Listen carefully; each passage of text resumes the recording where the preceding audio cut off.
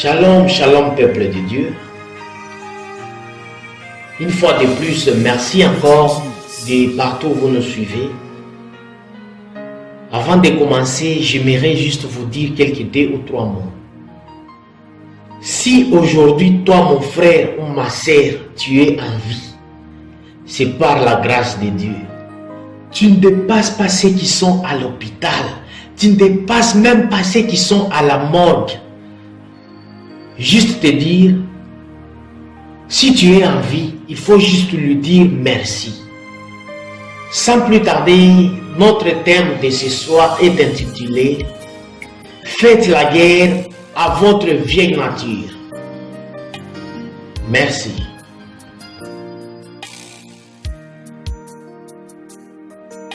Honnêtement, vous arrive-t-il encore de trébucher? Parfois, je ne sais plus comment faire avec moi-même. Je vis un peu ce que Paul décrit lorsqu'il confesse. Oui, nous le savons, la loi vient de Dieu, mais moi, je suis un homme faible vendu comme esclave au péché.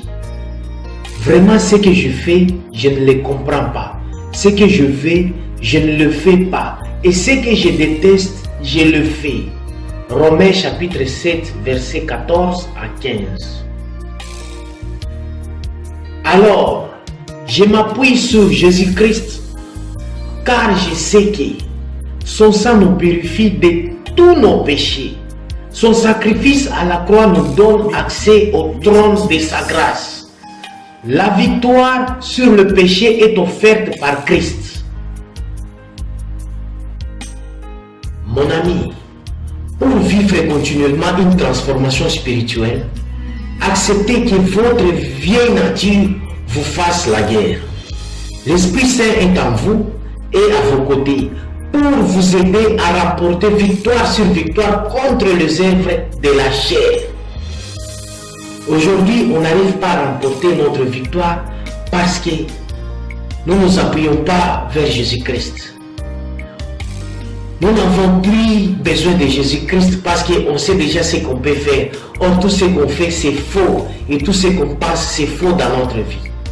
Or, s'appuyer à Jésus-Christ, premièrement, le sang nous purifie de nos péchés. Deuxièmement, son sacrifice qu'il a donné à la croix nous fait du bien et on a accès au trône par sa grâce. Mon ami, regarde-toi aujourd'hui. On n'arrive pas à avoir toutes ces choses parce qu'on n'arrive pas à s'appuyer sur Jésus-Christ, mais faire de notre manière pour qu'on puisse avoir quelques résultats. Vraiment, ça ne va pas changer notre vie.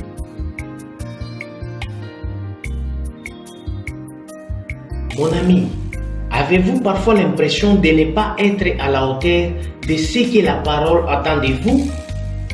Aucune femme, ni aucun homme, ayant accompli de grandes choses pour le Seigneur, n'a jamais été parfait.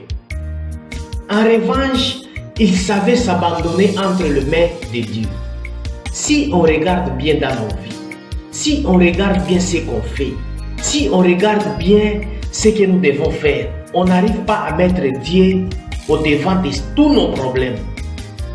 On n'arrive pas à lui demander correctement ce qu'on fait.